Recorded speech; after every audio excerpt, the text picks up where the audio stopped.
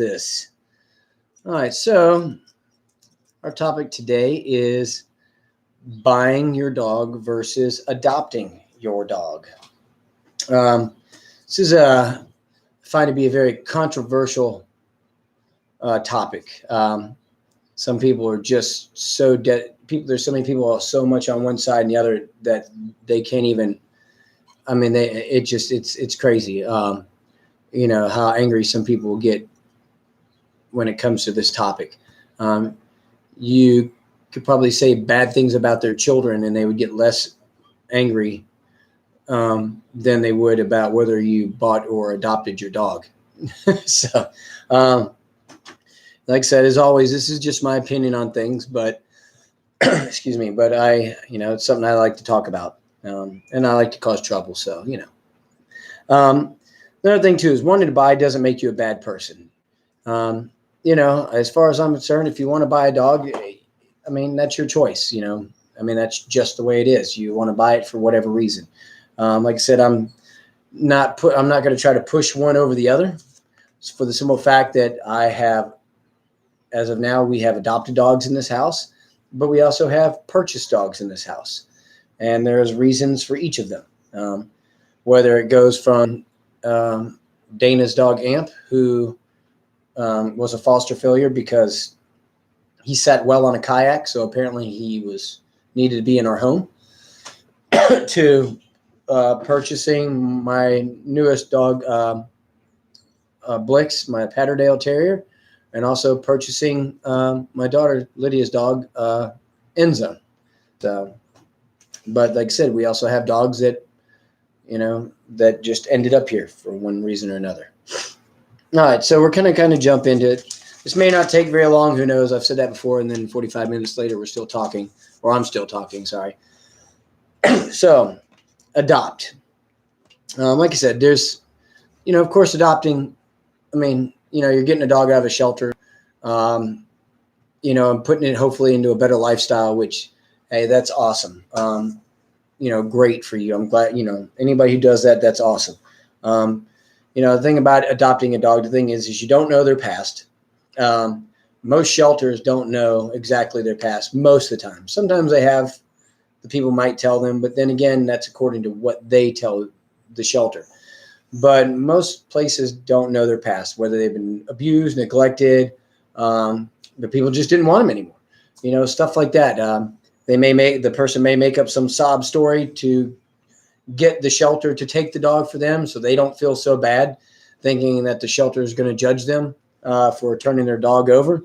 So, that's one of the things that comes with adopting a dog. Also, genetics. You have no idea what the genetics of that dog are. Now, if you get a full-blooded golden retriever, you should possibly have an idea of the genetics because it is a golden.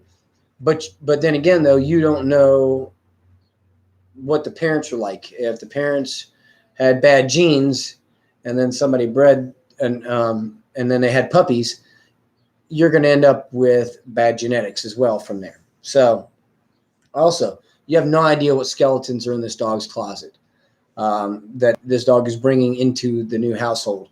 It just, you could take a guess. I've had so many people come up to me and they'll be like, oh, my dog must have been abused by a man because it doesn't like men or it's afraid of men. Or it must have been abused by a guy wearing a hat because people with hats freak it out. Or somebody must have hit it with a broom because whenever it sees a broom, it wants to attack it and go crazy. And, I tell people, that's just a wild guess that people put on things. But chances are, if it's a fearful dog and it's afraid of men, it's because the way we men talk, we have a deeper voice. We are taught to come at everything straightforward, shake hands, stare at things. In the dog world, that's an aggressive behavior. So if you have a very soft dog and a dog with that's a fearful dog, then all those gestures are very threatening. So that makes them afraid of a man. Wearing a hat, it could be just a simple fact that it covers the face a little bit. It's a little weird. Can't quite tell what's going on. Or the broom situation, I have literally seen, and the reason why I feel like I know this one is because working and helping out in shelters over these last several years, and also working in kennels for the last 20 plus years. Um, you know, dogs are in their cages. There's this little center area where the people walk down. Well, they clean out the cages. They go through with brooms. They go through with mops, and they're moving them and they're moving them. Well, a dog's tendency to have prey drive. That's what they have. Anything that moves, they want to go after it and chase it.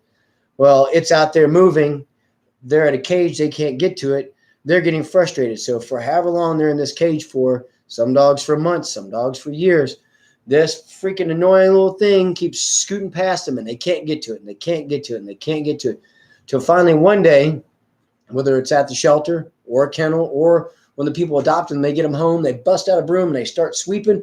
That dog looks at it and goes, that motherfucker right there. I want that. Now there's no cage to stop me from getting you. And they jump over there, jump up, and they grab it. It's not because they were hit with the broom. It's because for all this time they were teased by it sitting outside the cage, moving and can't get to it. Or maybe it bumped the cage and they almost got it. So, that's where I feel a lot of that comes from. It's not always that. Not every dog has some crazy sob story, I'm sorry to say. But not saying again, of course, that it doesn't mean that you shouldn't. It sounds like your first relationship. Yes, it does, Chris. The dragon lady, I remember her. But yeah, like I said, that's not necessarily means they've been abused. It just, some dogs just end up in shelters for whatever reasons, and it could be a very simple one. A lot of times those simple doesn't sell, and I'm sorry to say, but that's kind of what shelters are. They have to sell their dogs in a way, because if they didn't, then they would hardly go anywhere. So you got to pull at the heartstrings, which is fine. That helps get them out there. But, so another thing is, if you decide you want to adopt, start going and visiting shelters. Go to several different shelters. Go find different dogs. Decide what, maybe, if you don't care what kind of dog it is, if it's large, small, whatever, that's fine. Look around, see what you got. And then if there's a couple of them that you kind of get down to, like there's, one or two that you're trying to decide from, go and visit them. Go see them. Go hang out with them. Some shelters will let you take them for walks, and go do things with them. Because why? Because they'd be happy to let you get the dog out of that environment. And then if you really find one that you really like, my suggestion here is to foster it for a while. And the reason being is because you don't know what this dog is going to be like. A lot of times dogs are in the shelter. You get them home. People I get so many calls. I got this dog, and for the first 2 weeks, it was the greatest dog ever. Now it's eating everything. It's swinging from the chandeliers. It's a maniac. It barks at everything. It chases the cat. It's nuts. Well, that's because the honeymoon period is over. What happens is dogs usually can take up to a couple weeks to a month before they do what's called unpacking their bags, and they realize this is their home to stay. So now I am comfortable. This is my home, my castle. So now I know that I can go and do my thing. And so what happens is then your true dog comes out. Well, a lot of people then, they've already adopted the dog. They feel bad. And now they feel like they're stuck with this dog. Well, now this poor dog a lot of times ends up in a backyard or barely has anything done with it. And, so, or, the people get a sour, taste in their mouth, and then they don't want it anymore. So, and they get frustrated, and then they get pissed at themselves because now they're angry at this poor dog, and everything else. So like I said, my biggest thing is, if you're going to adopt, if you're thinking about adopting, foster. If they won't let you foster, then there's something wrong with that dog, because there should be no reason why they shouldn't let you foster. Most shelters I've ever dealt with, I've been able to take dogs home for a weekend and let them hang out just to get them out of the shelter for a weekend. We used to, when I first moved here, Dana and I used to grab several dogs through a month, and we'd bring them home and let them just be out for a while, because a shelter's always busy and there's always something going on. Even at night when they're sleeping, there's something always happening. So they don't really quite sleep. So we'll bring dogs home, and once they learn to settle in, man, they'll sleep and you'll think they're dead. because for the first time in who knows how long, they've actually had a really good night's sleep. So with that being said, that's kind of where I'm on in that. If adopting is great. We went through a period where we adopted a couple senior dogs. They were 14 years plus, and we had them for little almost 2 years, I think, a piece. And it was rough, but man, it was nice. They got to be here in their last bit of their years at a home and hang out and go on walks and be spoiled and loved. So, so definitely, if you can do it and you're just looking for a regular pet dog, adopt. By all means, adopt. So, all right. Any questions about adopting? Like I said, I'm not trying to put anything down. Sometimes certain things there may be some negatives to it, but I also want people to understand and know what to look for. All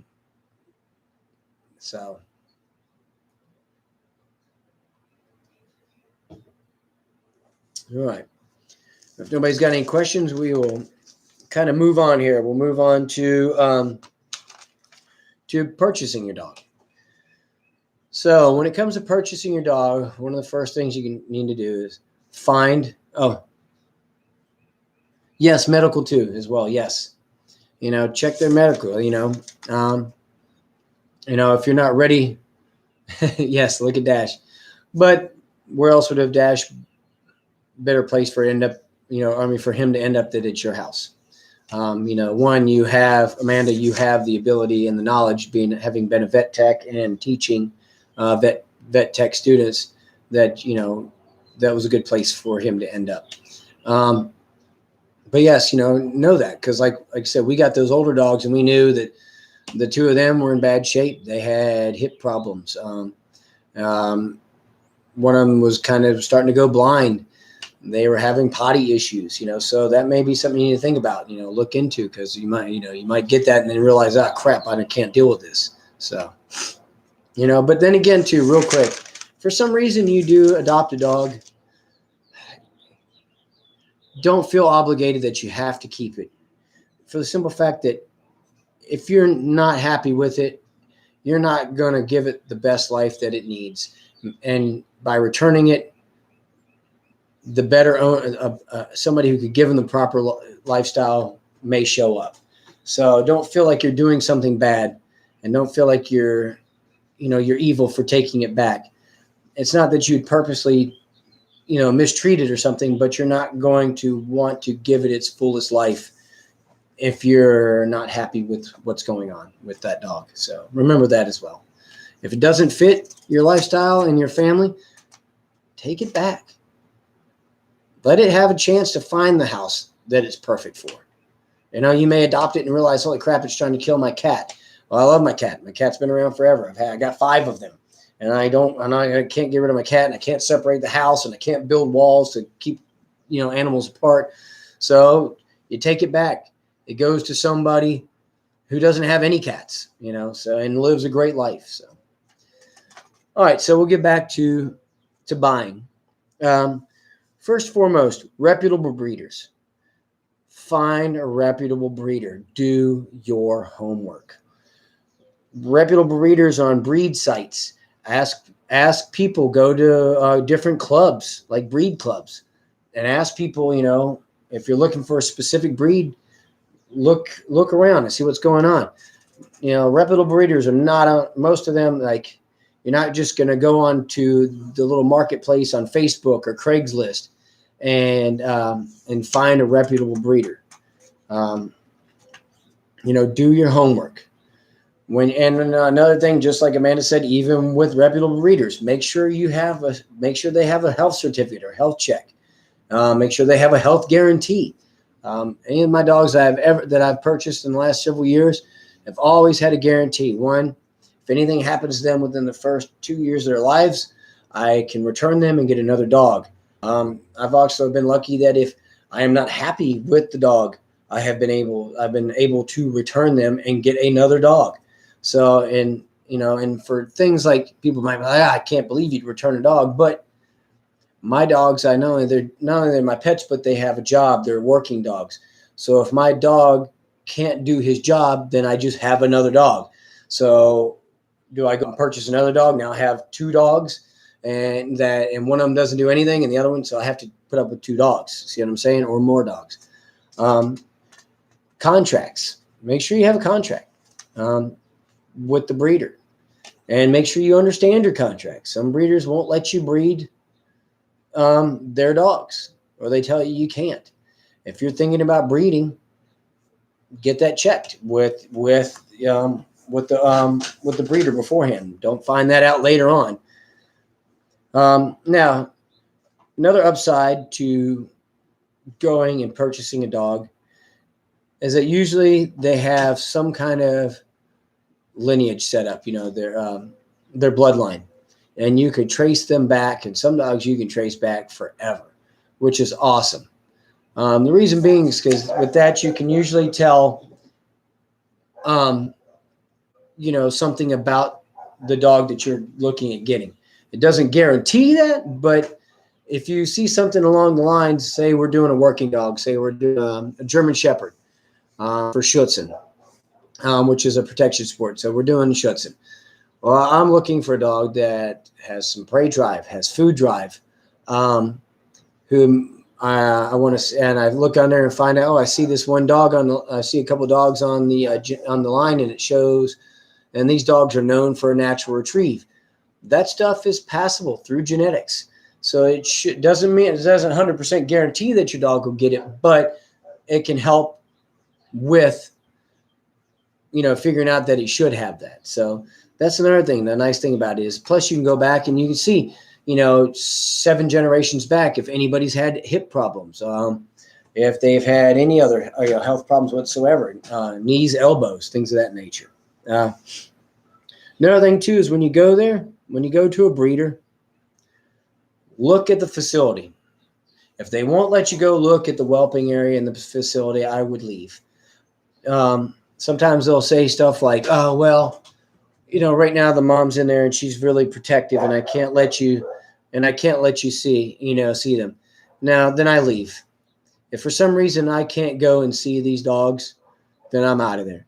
And a protective mother, that's usually a fear issue.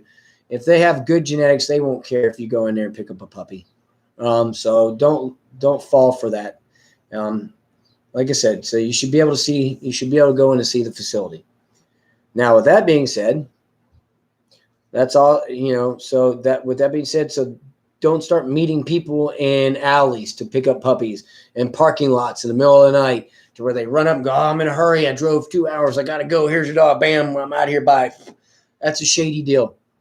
That stuff usually ends up not being a good thing for the new owners in the long run. I've seen too many people, they just felt like they had to take the dog because everybody drove so long. I drove so far. They drove so far.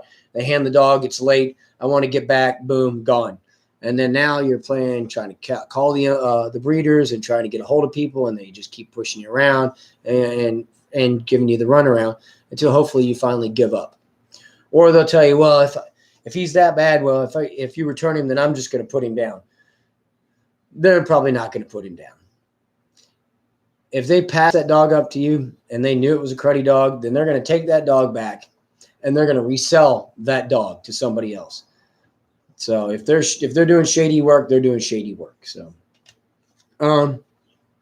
with that being said, don't let them pressure you. Like I said, midnight parking lot stuff, in a hurry, drove forever, and you're all tired and they're tired. And so I just want to get this over with. Mason says he knows somebody that's had that happen. Yeah, dude, it's rough. Like I said, though, with that being said, don't let them pressure you. If they pressure you, walk away. Walk away. Don't let them guilt you, and don't let them tell you some crap like it's the last one. You need to hurry up and get it, or the old. This is a good one too. Like this one, Jim has told me about this one before, and I've heard about this as well, where somebody will go look at a dog and they'll take you by one and they'll go, you'll see this one off all by itself, and you'll go, the people go, ooh, what's that one over there all by himself? And the breeders will be like, oh, I'm saving that one for me. That one's a special dog. He is There's something special about him, and I'm going to hold on to him. And then they'll kind of like start hinting towards you and be like, why? What's so special about him? Well, he's this and he's that and he's blah, blah, blah. And they'll give you this whole big freaking story about it. And to where you'll start going, now what happens? Well, now you want it. I want the dog now if he's that awesome. So really, oh, come on. You sure you wouldn't consider selling this dog? Man, I'll give you an extra $100. I'll give you an extra $500 for this dog. When really there's nothing special about it. It may even be a crappy dog. He just knows he can't unload it on most people that know what they're talking about or what they're looking for. And so, yes, car salesman tactics. Exactly. And so they'll unload it on somebody that doesn't know. And believe me, bad breeders, even reputable breeders, know what they've got when they walk in, person-wise, for buying and for selling dogs too. So like I said, don't let them pressure you. Also, call back, call them and ask them questions. Ask them a lot of questions. Call them several times and ask questions. Also, ask for references. If they have a good dog, a good bloodline, they will have no problem giving you some people's references. Have them send you videos of people working their dogs that they bought from them. Especially nowadays, everybody loves to take videos. You got an awesome dog, there's videos everywhere. That's, so there's no shortage of videos. Have them send this. So like I said, I mean, it's do your homework. Another thing is look at the parents. Ask to see the parents. If both parents are not on property, the mother should at least be there. If they will not let you see the females, then leave. Something is wrong. When you go see those parents, if there's something that's off about them, yes, take your dog trainer. Yes, take your dog trainer for sure. That's another thing. Before you go and purchase a dog, go hunt down trainers. Go talk to trainers. Go find you a trainer. That way, as soon as you have your dog, you can immediately take your dog to a trainer. So go, first thing before this, go find you a trainer. And if you want to know about that, I did a video on that, on how to find a good trainer. So if I happen to not be in your area, help you find another one that's all right. So, but yeah, like I said, see the parents. If the mom is skittish, if the dad is skittish, if they try to bite you, if they're growling, if there's anything that makes your hair stand up on your neck or just doesn't seem right about that dog, leave. Because that trait is a passable genetic trait. But not only that, you got to remember, those puppies are going to be sitting with that mother for at least 8 weeks, maybe longer, picking up those traits that she has. And so just walk. Like I said, and like I said before, buying is not bad. It's not a bad thing to buy. If a breeder is a good breeder, they're breeding to better that specific breed of dog. When you go see a breeder, he shouldn't have German Shepherds, Malinois, Dutchies, Doberman Pinschers, Shih Tzus, and Pomeranians, and all this other stuff. He should have maybe 2 breeds at the most, possibly, because you have anything more than that, you've got a puppy mill, and you can't keep control of what you got going on, and you can't regulate what you're doing and have a good breed of dog. Like I said, not only that, but good breeders should know their dogs. You should be able to call a breeder and say, hey, this is what I'm looking for. I'm doing this, I'm doing that, I want to do this, I want to do that, and give them all this criteria, and they should be able to say, hey, I have a litter right now. They're okay, but they're not what you're looking for.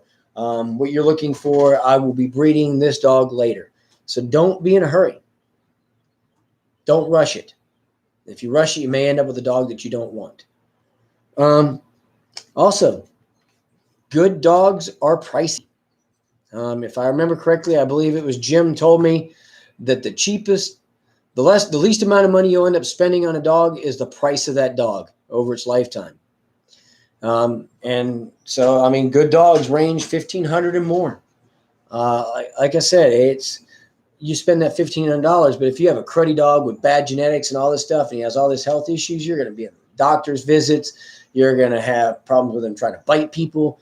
you're just going to have all this craziness. And in which case that stuff adds up quick over a dog that can live 15 years plus. So keep that in mind as well. Also know, just because it says AKC, that means nothing.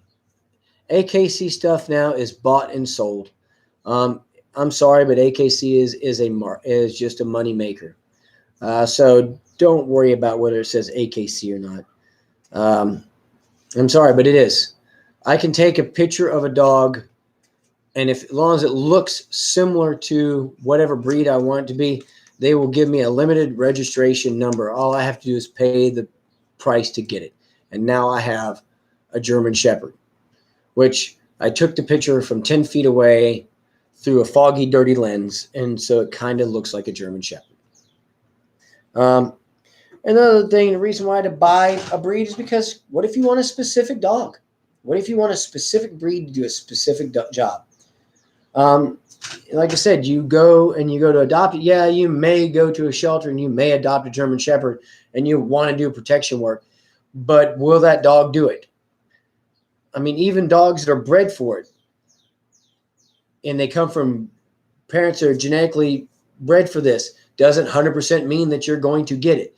So going to a shelter and getting this just because it's a German Shepherd doesn't mean that it's going to be a great dog and be protective, or that it'll herd, or that it'll do whatever. Just because you go and you adopt a golden retriever doesn't mean he'll want to swim and retrieve. He may not want to bring anything back. He may not want to swim. So keep that in mind. That's why I went when we started looking for dogs for Lydia, my daughter. We were trying to figure out what breed we wanted for her and what would be good. We wanted a sturdy breed. We wanted one that had good health and had energy and was workable. We talked to several people. I traveled a couple of different times out of state to go and look at litters and to talk to people. And I eventually found one in Oklahoma. So, yes, man, I know he does a good job at herding Noah. She does a great job at herding Noah. But like I finally found one in Oklahoma. I talked to the lady. I called her several times. We talked for a while before we actually committed and got the dog. So like I said, we didn't go with the first breeder we went to. We talked to several of them. So take your time. Take your time. Any questions so far? Anyone? Bueller? All right. Before we get to the last little bit, I just want to thank everybody for being here as always for these Wednesday lives.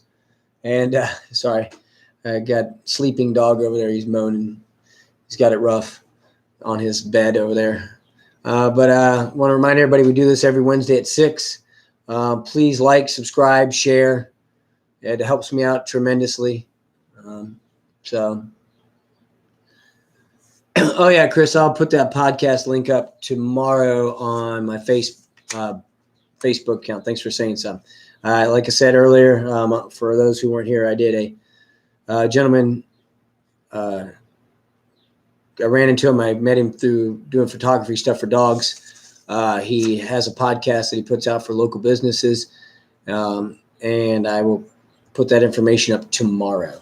So, all right. So, like I said, thanks again, everybody. Any questions so far? If not, we'll go down to the last little bit here, and then if there's nothing else, then we'll call it a day.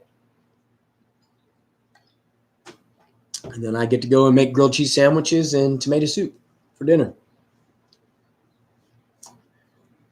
All right. So this last little bit these last little couple of things kind of encompass adopting and breeding and buying. I mean, so that's why I kind of put them at the end. One thing, like I said, don't pick the first dog. Don't feel obligated when you show up and look at these dogs like you have to take that one. Look at several different dogs. Go to several different places. Talk to several different people.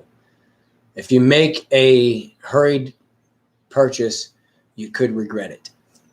So, The other thing is with that, going with that part, don't pick the first dog. Choose with your brain. Take the dog out and choose with your brain and see what it's like. Like I said, if there's something about the parents or that dog that just doesn't seem right, walk. But choose with your brain first. Why? Because your heart will follow. Whatever dog you bring home, you're going to love it. So that's just the way we are. Even if they're a pain in the ass, we love our dogs. That's just the way it is. I have a dog here that we got. She doesn't have the best genetics in the world, Freya. She's all kinds of just a mess, but we love her. We knew getting her that she was a mess, but we love her, so, but it'd been different if we'd gotten her thinking we were getting something different and then she was a mess. We'd be kind of upset. Doesn't mean we still wouldn't care about her, but it's, it could be rough. Yeah, you get the wrong fish. You buy you some simple little fish, and then you buy you a couple of cichlids and throw them there with your goldfish or whatever. You could end up with some with less goldfish. So, and like I said, do your homework. Do your homework. Whether you're going to the shelter and taking a look, take a look at them. Go visit them a lot. You're going to a breeder, check on this breeder. See if they've got any bad reviews and why. Make sure it's not just somebody who got pissed off at them and just doesn't like them anymore, so they give them a bunch of cruddy reviews, because you will have that, excuse me. But, do your homework. Like I said, and then, like I said before, I looked and talked to several breeders before we got what we have for Lydia. So, but yeah, so I mean, that's, like I said, that's kind of the last little bit there. Any questions on any of this? Excuse me.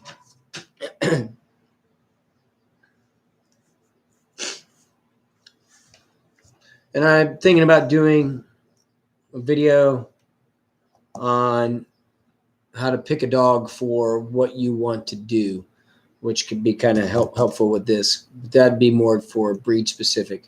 I guess it could be for shelter stuff too.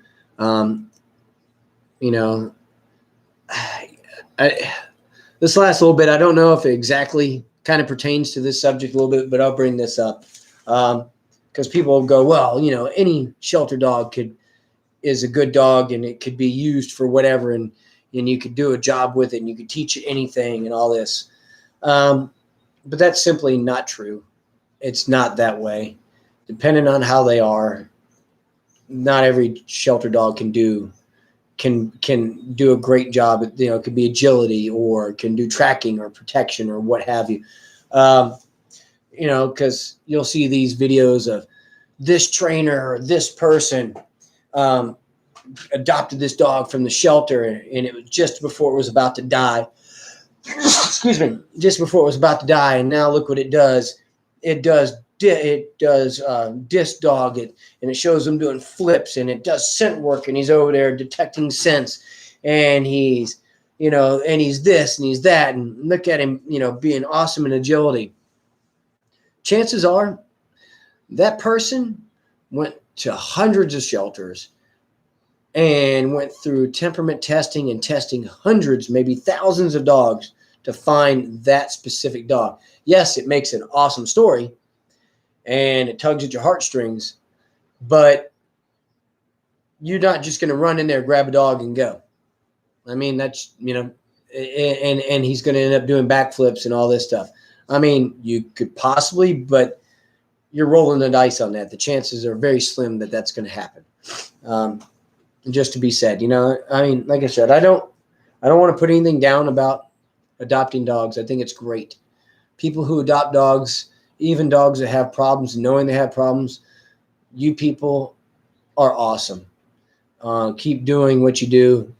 You are phenomenal people, and you have good hearts, great hearts.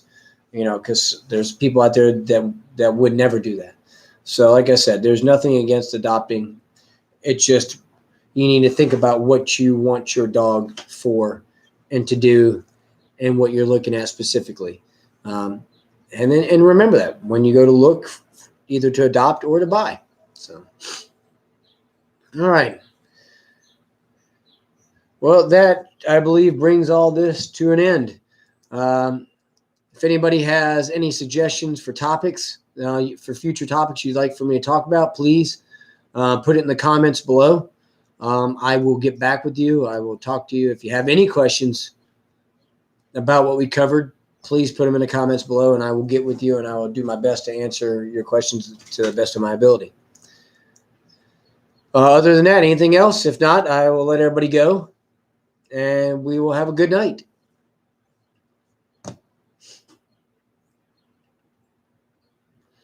All right, everybody. Well, good night. Thanks a lot, and we'll see you next week. Bye.